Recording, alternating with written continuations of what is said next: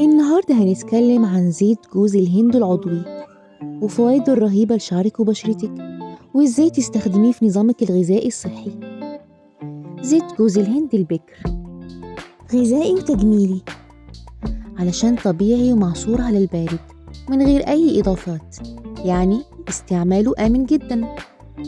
يتميز بلونه الأبيض وريحته خفيفة قوي، ويتجمد في درجة حرارة منخفضة، ويبقى سائل لما ترتفع درجة الحرارة. تقدري تستعمليه في الحلويات وفي الطبخ والقلي بدل الزيوت المهدرجة المضرة بالصحة، وبيتحمل درجات حرارة عالية ومن غير ما يتأكسد. ده غير إنه مفيد جدا لنظام غذائي صحي، علشان بيساعد على الشعور بالشبع لفترة طويلة، وكمان بيساعد على زيادة معدل حرق السعرات الحرارية وزيادة الطاقة.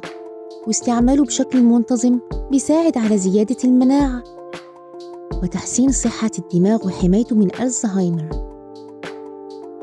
زيت جوز الهند العضوي بيساعد كمان على ضبط سكر الدم والوقاية من أمراض القلب. ودلوقتي هنعرف استخداماته التجميلية.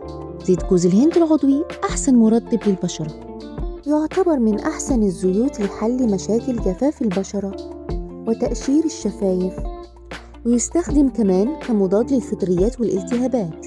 تقدري تستعمليه لإزالة المكياج وكمان لتخفيف الزيوت العطرية زي زيت اللافندر وزيت لبان الذكر، وتستعمليه على بشرتك بأمان وتعطير الجسم.